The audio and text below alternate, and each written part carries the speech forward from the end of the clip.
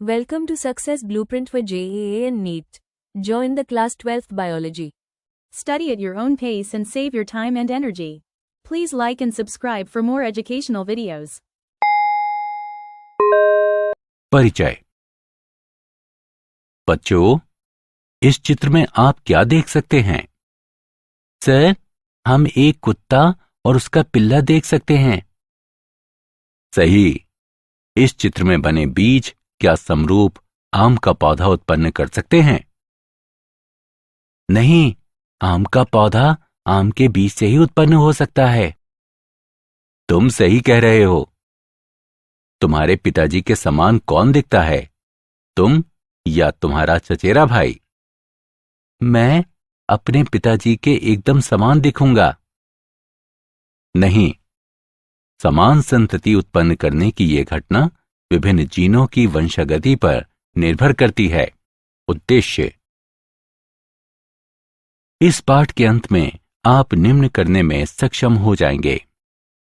Mendel के वंशागति के नियम समझना, एक जीन के वंशागति प्रतिरूप को समझना, वंशागति के विभिन्न नियमों की पहचान करना, पनेट वर्ग और इसकी गणना को समझना, परीक्षार्थ संकर की पहचान करना। मेंडलवाद। मेंडल को आनुवंशिकता का जनक कहा जाता है। उन्होंने पाइसम सेटाइवम यानी मटर की 7 किस्मों पर प्रयोग किया। प्रारंभ में कुछ कारणों की वजह से उनके परिणाम स्वीकार नहीं किए गए, लेकिन वर्ष 1900 में Hugo de Vries, curl Correns और इरिक वॉन शेरमॉक द्वारा उनके परिणामों की पुनः खोज की गई। पाइसम सेटाइवम मटर का पौधा, इसके 7 विशेषक। मेंडल द्वारा अपने प्रयोग के लिए पाइसम सेटाइवम के चुने गए 7 जोड़े विपरीत लक्षण के थे।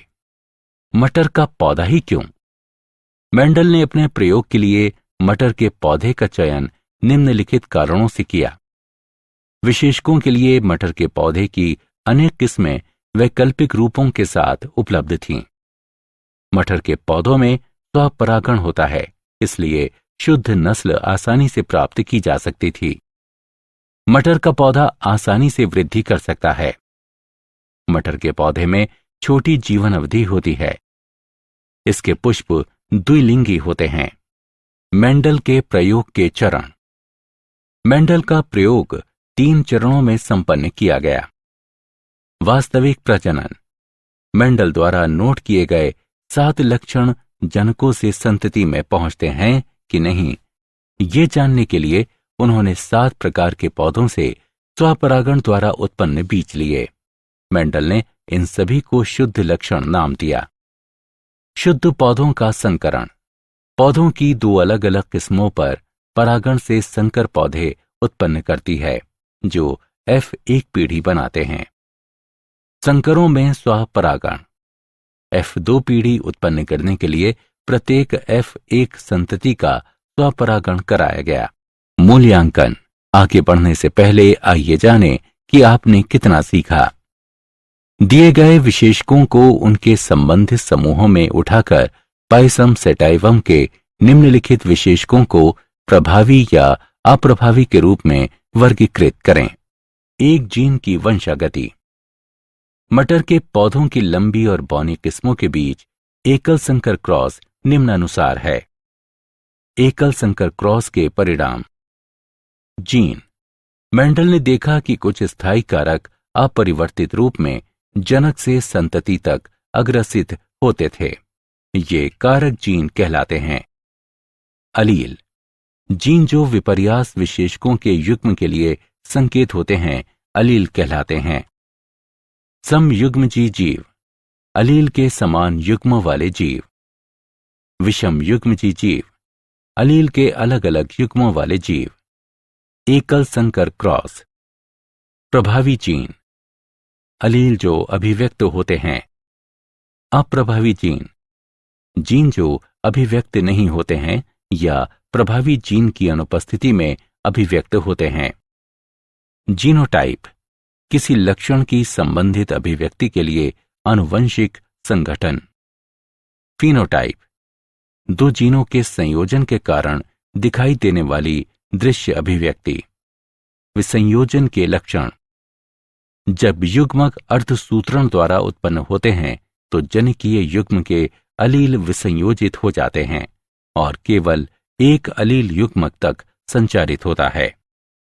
अलील का यह विसंयोजन एक यादृच्छिक प्रक्रिया है और इसलिए युग्मक में कोई एक अलील होने की संभावना 50% होती है। पनेट वर्ग। पनेट वर्ग आनुवंशिक संकरण में संतति के सभी संभाव्य जीनोटाइपों की प्रायिकता की गणना करने को एक आलेखीय निरूपण है।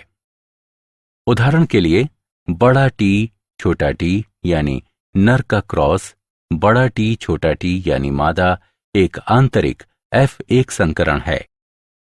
निम्नानुसार पनेट वर्ग बनाने के लिए एक जनक के अलील के एक सेट को सबसे ऊपर रखें और दूसरे जनन के अलील का दूसरा सेट एक तरफ रखें। पनेट वर्ग की गणना करना। निम्नलिखित उदाहरण में दर्शाए गए रूप में अलील को केवल एक साथ जोड़कर संतति की अलील संरचना का निर्धारण करें। इस तरह के संकरण से F2 पीढ़ी में निम्नलिखित परिणाम प्राप्त होंगे। 3 लंबे पौधे और 1 पौना पौधा, 3/1 फिनोटाइप अनुपात। 1 समयुग्मजी लंबा, 2 विषमयुग्मजी लंबे और 1 समयुग्मजी पौना पौधा यानी 1/2/1 जीनोटाइप अनुपात। परीक्षार्थ संकरण। संतति का जीनोटाइप इसके प्रजनन अप्रभावी प्रकार के साथ संतति द्वारा ज्ञात किया जा सकता है।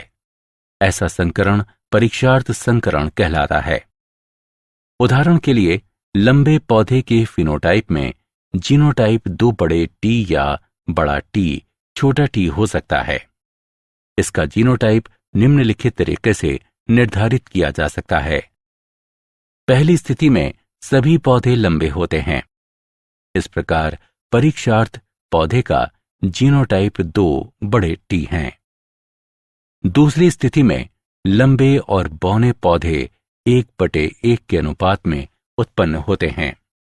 इस प्रकार परीक्षार्थ पौधे का जीनोटाइप बड़ा टी छोटा टी है। मूल्यांकन। आगे बढ़ने से पहले आइए जानें कि आपने कितना सीखा। मटर के पौधे में पीला बीज रंग हरे रंग पर प्रभावी है। पीले बीज का हरे बीज के साथ संकरण करने पर 2 पीले और 2 हरे बीज वाले पौधे उत्पन्न होते हैं। उपरोक्त उल्लिखित संकरण के निम्नलिखित पनेट वर्ग के रिक्त स्थान भरें। वंशागति के नियम। मेंडल के सिद्धांत या वंशागति के नियम हैं। प्रभाविता नियम। इस नियम के अनुसार जोड़े में एक कारक स्वयं को अभिव्यक्त करता है और F1 पीढ़ी में दूसरे की अभिव्यक्ति को रोकता है। विसंयोजन नियम। इस नियम के अनुसार प्रत्येक लक्षण के कारक युग्मक निर्माण के दौरान विसंयोजित हो जाते हैं ताकि प्रत्येक युग्मक केवल एक कारक ग्रहण कर सके और सदैव शुद्ध रहे। नर और मादा युग्मकों में 2 कारक या विशेषक बराबर आवृत्ति के साथ प्रकट होते हैं।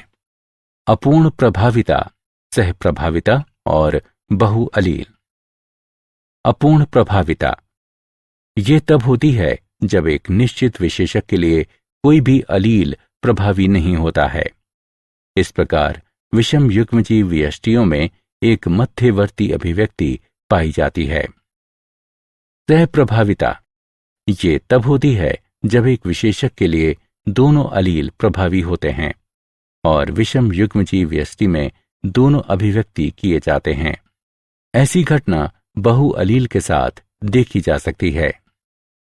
बहु अलील ये एक विशेषक के लिए 3 अलील की उपस्थिति को संदर्भित करता है।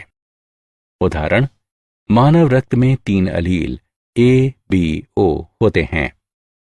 द्विसंकर क्रॉस एक ही समय पर अलग अलग विस्थलों पर 2 जीनों को ध्यान में रखते हुए 2 जीवों के बीच संकरण द्विसंकर क्रॉस कहलाता है, जैसा कि आरेख में दर्शाया गया है। द्विसंकर क्रॉस के परिणाम। द्विसंकर क्रॉस F2 पीढ़ी में 4 प्रकार के पौधे 9/3/3/1 के फिनोटाइप अनुपात में उत्पन्न करते हैं।